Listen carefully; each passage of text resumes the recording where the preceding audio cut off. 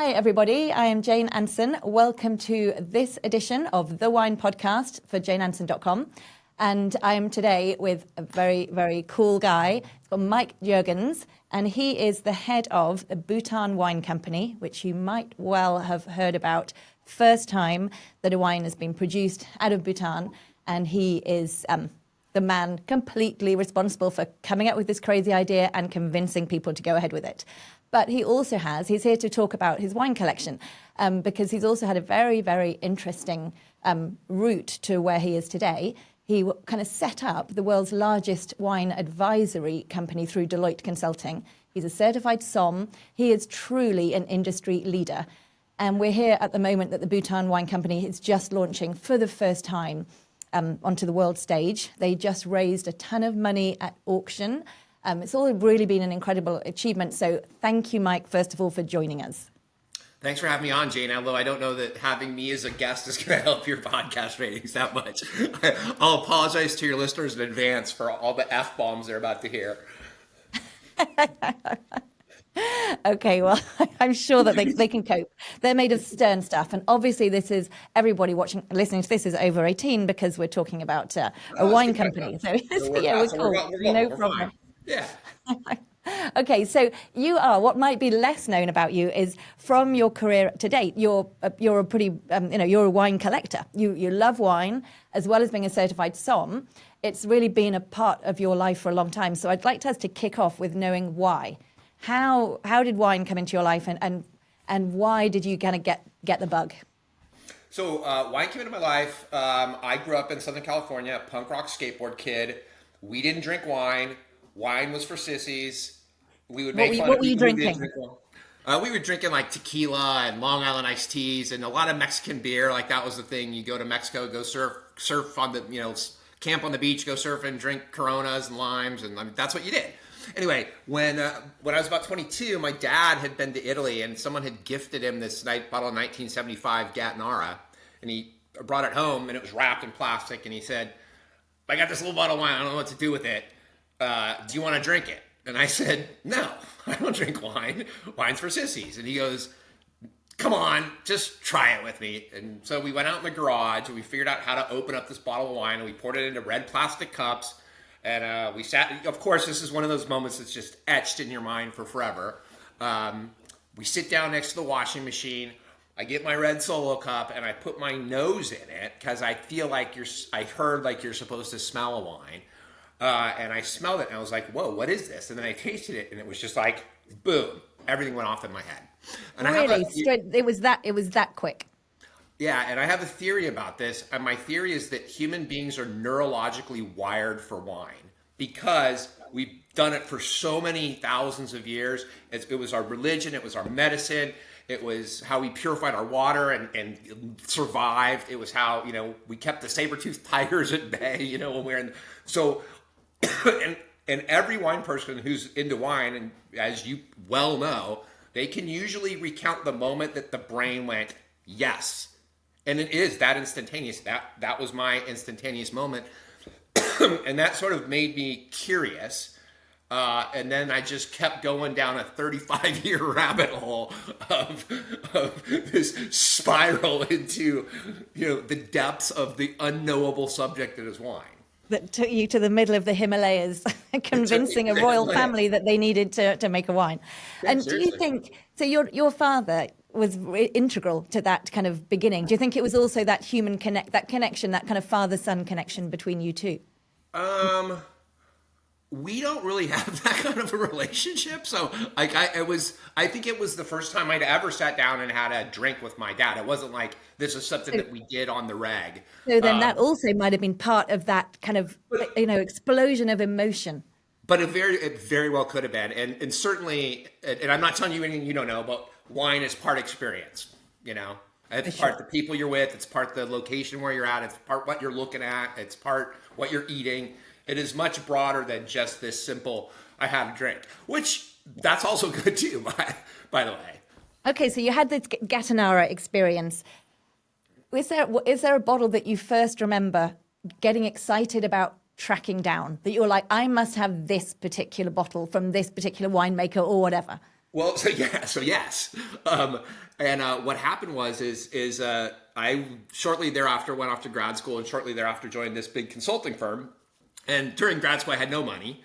And then I joined a consulting firm, and where wine is kind of a part of entertaining. And all of a sudden, I had access through that to good wines. But I lived in California, and all you knew was the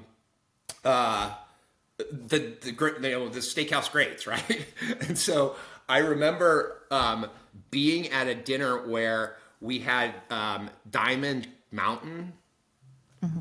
Diamond Creek, maybe? Diamond Creek, yeah, sorry, Diamond Creek. But it was like they have like a gravelly meadow, Ludite bottling or something like that. And somebody had it.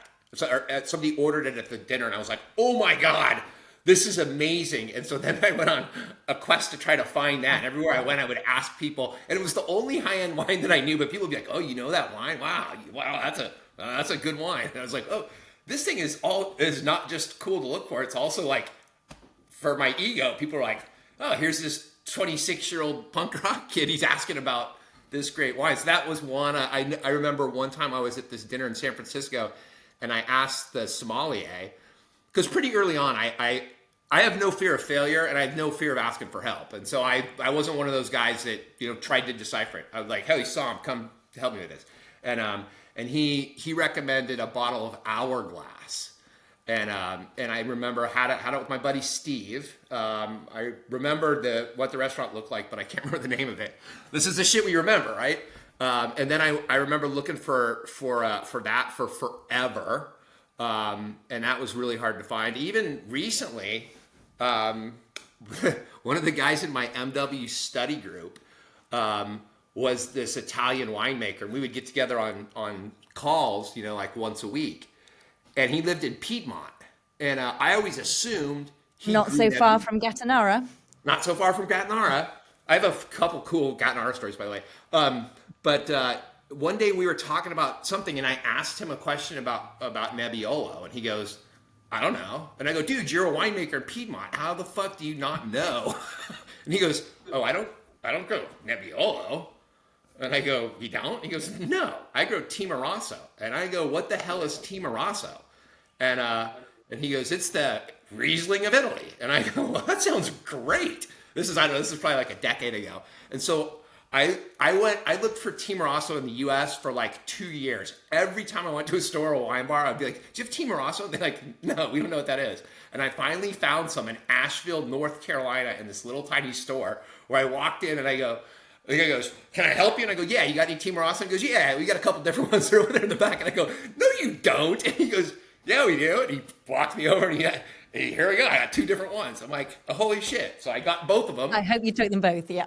Took them both, went back to the hotel room. I was with my girlfriend, and put them on ice, and it was great. So like this looking for cool shit is not something that you did once. It's a lifetime journey. You're right. It's part of it. I love that. And I feel like the next one, I feel like I already know the answer to this, but does the way you approach wine collecting reflect kind of the way you approach your wider career?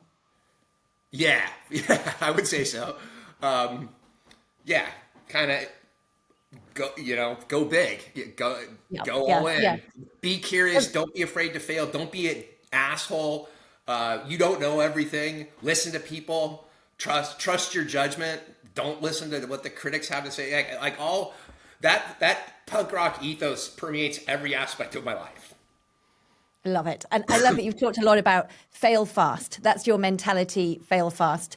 That's obviously been incredibly helpful in your ability to kind of push forward and try new things in your career. Does that apply in any way to wine collecting as well? I think it may even apply more to wine collecting, because with wine collecting, what you're doing essentially is you're saying, I have this amount of money that I worked for, whatever your budget is, right? It's $20, it's $50, $100, $1,000, whatever. I have this, and I'm going to make a bet that I'm going to trade this for an experience that I'm going to enjoy in the future. I mean, it is fucking delayed gratification for decades in some cases. And then at some point in time, you're ready to try the experience, which is ephemeral. It's going to happen one time and then it's gone. Like, it's nothing that you can keep or hold on to. And you open that bottle and it's corked, or it's or it's not as good as you thought it was, or you were hoping it was going to taste like this, but you opened it too soon, or you opened it too late, and all this stuff. It's always, every single time, it's a gamble, and so if you're going to fail a lot, and if you get wrapped around the axle because of that, then it takes away from the experience. You've got to go into it with this. It's a bet, and I hope it works out. But if it doesn't, I can't lose sleep over it. And it doesn't matter if you paid $1,000 for that wine or $10. That's that. Yeah, that's smart thinking. Okay, so here you are. You decide you want to buy a new bottle of wine. You're maybe in a store, or you're talking to your broker or whatever. What is it that guides you to buy? Do you go vintage? Do you go brand? I'm thinking scores do not matter to you so much, but are there like appellations? What is it? What is it that kind of turns you on when you're trying to buy? So scores do not matter to me at all. I think, we don't score music. It's not like I'm going to go listen to, someone who told me Rage Against the Machine gets 85 points and Taylor Swift gets 97 points. So I go, oh shit, I'm going to go listen to Taylor Swift. I hate this. No. I rely on my own judgment. One of the things that I am super interested about is stuff I haven't tried. So but the people that sell me wine, they know, and they'll email me and they'll be like, oh, I got this Prunello Gentili, from Morellino di Scansano. Have you heard of it? And I go, of course I have. And they go, yeah, but do you know about the new Pieve designation for it? And I go, no. And they go, oh yeah, try. So if I haven't had it, particularly if it's a grape or a region that I don't know. The last time I was in Bordeaux, when we were at the boat cruise, whenever that was. About a year, I think about a year ago. Yeah, it's about a year ago. And I was walking down, because I was staying downtown, and I was walking by, and I saw a Corsican wine bar. You may know it. It was somewhere down in Old Town. And I'm walking by and I'm like, here's a whole wine bar designated to Corsican wine. I go, I'm going there. And I had shit to do. And I was like, nope, I have to go do this. I don't know anything about Corsican wine. And I just fucked off the rest of the afternoon and sat in this wine bar trying all the different kinds of Corsican wine. So that's interesting to me. And then of course I have the wines that I'm most excited about. I mean, I love Burgundy. I have a giant tattoo of the La Tâche vineyard on my chest. Now everyone needs to go to the YouTube channel to see the video of this. So I anything made from Nebbiolo is amazing. I do say that I try to stay away from kind of where you're paying a brand premium for the same wine. Mm-hmm. You look at I can get a Domaine Leroy Musny Grand Cru for $30,000. Or I can get another Musny Grand Cru from the next row of grapes over for $2,000. And am I going to like the Leroy more than I would like 15 bottles of the? Yeah, is it 10x of that one? It's not 10x. It might be 1.25x. So I also am always looking for those. That's when you start to get into producer. Vintage, I think I'm sort of less concerned about vintage because I can always hold it. And so look at the 2012 in Bordeaux when it came out and it was green and it was shitty and no one was stoked about it. But then all of a sudden the 2012s are starting to get really nice to drink. It just took 12 years, Yeah. So, yeah, I agree. It's often, you're right. It's not so much great or terrible vintage. It's how long do you have to wait to start enjoying that vintage? And some of the fun is trying to find the ones that have succeeded in the years that get written off. What is it that gives you the biggest kick about? If you had to name one thing that gives you the biggest kick about wine, what would it be? So what gives me the biggest kick about wine is we all know these people who say that they're not wine people. They don't like wine. Oh, I can't drink it. It gives me a headache. The acid upsets my stomach. It's too sweet. It's not sweet enough. There's always a reason why, And there's nothing I enjoy more than going to one of those people and say, hey, try this.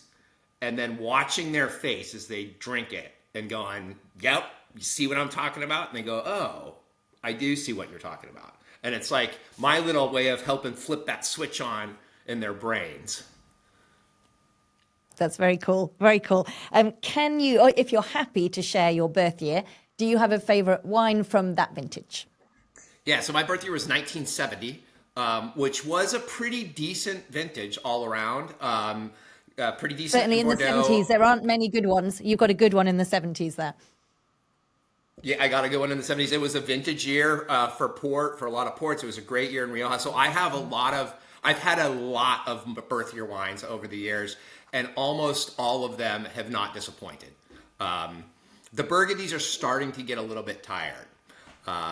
But yeah, if I go to a restaurant and they have a 1970 of anything, I'm more than likely buying it. Like if I go to a wine store and I see a 1970, I'm more than likely buying it. The only time I haven't done this is I walked into one of the wine stores that I used to frequent in Southern California, and they had just gotten in a case of 1970 Latoche, and I'm like, that's my fucking birth year, that's my tattoo. Can I buy one of these bottles? And they go, no, you can only buy the case. And I didn't want to buy the whole case. And so every time I walked into that fucking wine store, they had it right by the front door in a glass case to walk by that goddamn box. And I never pulled the trigger on it. And I probably should have just bit the bullet and done it, but I didn't. Did being a wine lover, because I think quite a lot of people end up being winemakers or having a winery because they inherited it from their parents or they, I don't know, you've come at it quite a different way. You've had a very successful career that you continue to have outside of owning the winery. And you've had this kind of love of looking for the unicorn wines over the last couple of decades. How does that, do you think, impact the way you've approached the Bhutan Wine Company? I think for me, the wines that I collect, I collect to drink. I don't want to be like Michel. Have you been to the Michel Jacques cellar? No. Yeah. Of course I have. You mean the guy in the center of France in the Loire? In New York, yeah. I've been there. He's got the world's greatest wine collection that no one's ever going to taste any of. Yeah. I collect a drink, and my plan is to open the last bottle out of my cellar the day I'm on my deathbed. So that approach of let's have these wine experiences that are magical because the wines are extraordinarily delicious or extraordinarily interesting or both. That's how those are the wines that we're trying to make in Bhutan. We're trying to capture the essence and the uniqueness of this crazy Himalaya kingdom. So that's what we're trying to do, and so far all indications are that we're accomplishing that. We're making wines that this is why I'd be great if you could be there to try them, because they are unlike wines that you've had before. I know, and I have been to the other side of the Himalayas. I've been to Ao, and I visited that vineyard. So I am super excited to see the difference in the expression that you guys have got from the other side. Is there like a benchmark wine that that you hope to achieve with your Bhutan wine? We believe that, number one, the Himalayas, it's a whole new frontier of winemaking. And the terroir there is so unique that we are absolutely not trying to achieve a benchmark. What we're trying to do is here's this little plot of land in the Himalayas, and what is the greatest expression that comes out of that? Is it Sauvignon Blanc? Is it Off-Dry Riesling? Is it Cab? I'm not outcome specific, right? All of those are acceptable answers for me. I want that little plot of land to produce what it's best at. And then the next little plot that's literally 100 feet away is different, right? And then we got to figure that one out. Then we got to figure the next one out. So, I'm not measuring us against anybody ever. This is a podcast about collecting wine. You offer consulting services to some of the greatest wineries in the world.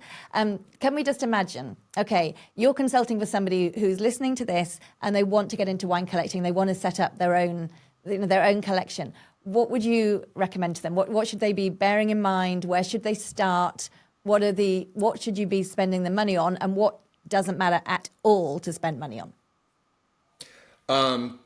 Well, and so remember, most of the consulting that we do are for the larger companies, more on the business side. We don't really get that involved in viticulture or vinification consulting, other than if it's like a technology deployment or we want to use AI to try to predict yields or that kind of stuff. But if someone came to me and asked me that question, what I would tell them is, you don't know what your palate is. You don't know what you like and what you don't like. You think you do, but you have bounded rationality because you haven't tried all the wines in the world. So what you should be doing is every single time you go into a wine shop or a restaurant, buy something that you have no idea what it is. You don't recognize any word on the label. You've never heard of it. It could be red, it could be white, it could be sparkling, it could be orange, it could be sweet, it could be fortified, it could be yellow. It doesn't matter. If you haven't heard of it, try it. And guess what? You're not going to like every one of those. But if you do that consistently for like a year, what will happen is at the end of that year, you'll have a pretty good idea of what you like. And you're like, oh, like Vin John. I remember when I didn't know what it was and I tried it. And the first time I tried it, I was like, this is disgusting. And then I was like, but there has to be a reason for this wine. I need to try it a couple of more times. And now it's one of my go-tos. I fucking love Vin John. But I had to get there, right? And so the way that you get there is by trying stuff you haven't tried, and eventually you'll hone on this is what I like. And if it's Vin John, great. Go build a cellar around Vin John. But don't sit there and listen to the experts who say, oh, you got to have this producer, you got to have this vintage, you got to have this fucking Grand Cru, you got to have this Ludite or only the Canopy, Ludite is worth drinking. No, that's all bullshit. You don't have to have that. You might be a Vin John guy. I love it. Mike, I knew that you were going to be a fabulous person to interview and to chat to about this, and you have definitely proved to be. I couldn't be happier. Thank you very, very much. I am going to see you in Paris. I'm finding a way. I'm not missing out on tasting this Bhutanese wine. And also, I really want to say congratulations, because you went on a pretty crazy journey and you've achieved, you have succeeded in bringing a wine from a part of the world that has not made wine before. And it's a super inspiring and fun thing that you have managed to achieve. So I'd also like to say congratulations.